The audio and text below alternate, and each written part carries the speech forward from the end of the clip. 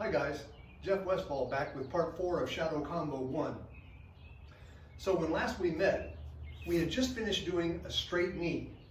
We were here, and all I said to you was, go back to your kicking stance.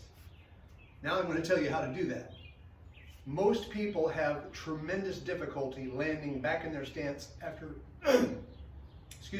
after a straight knee or a round kick. And this is usually because they're leading with their head instead of leading with their hips. If I lead with my hips and lead my head behind a little bit, I get a counterbalancing effect between my hips and head that makes it very easy to come right back to my stance. I literally fall right back into place, even though I have good power going out, because the power is not coming from my head. That's what causes the mistake. Many of us are American male athletes, and American sports are definitely upper body dominated when it comes to a lot of the skill sets. We throw balls, we swing bats, we swing clubs, we punch. And as a result, when Americans swagger, they lead with their head and their shoulders. When Russians and Japanese swagger, they lead with their hips. They're both swaggers. Each one is making a statement. But we want, in this case, to be leading with our hips. So when I throw this straight knee, my hips go, I don't go like this. I don't throw my head forward right off the bat. And that makes it fairly easy to come back and land in my structure.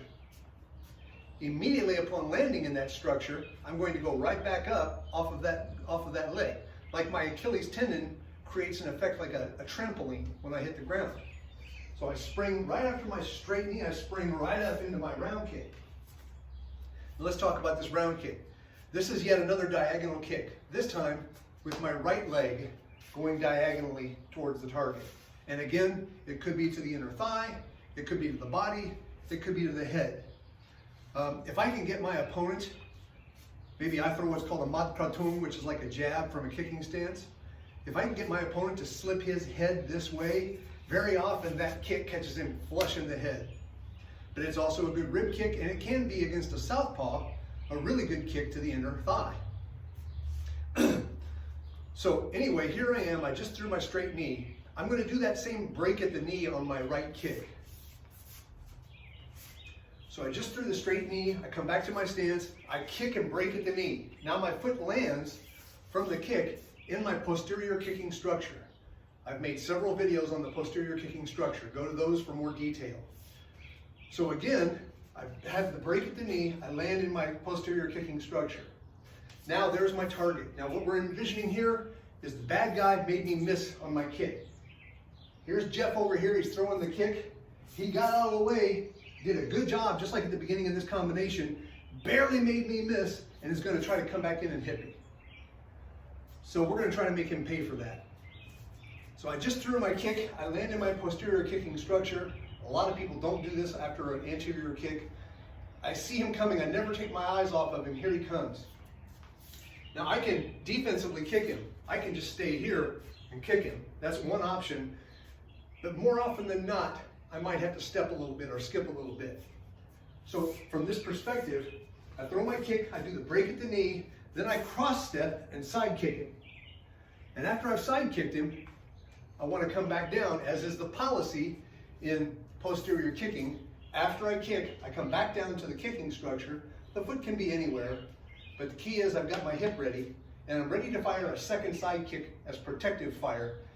So after you finish this kick, and you come down from your side kick in your posterior kicking structure, there needs to be a moment of what the Japanese call mushin. And it really means zanshin, excuse me, mushin is no mind. Zanshin is the mind after you finish a technique. So you're still aware of your surroundings, you're showing that you're aware of your surroundings before you're done. Well, in this case, after I've done my kick and my cross step side kick and I come down into my structure, I stop and I look at the bad guy and I wait. I don't rush the next move. And when I'm sure everything is okay and I don't need to side kick a second time, I bring my leg around and come back to my structure. And that should explain all that's left to explain about Shadowcombo number 1. Hope you enjoyed this sequence and hope you find it useful. And if you do 25 of these in a row, you're doing a pretty nice little part of the workout. I think you might find if you're able to do it. Good luck, and message me if you have questions. Take care.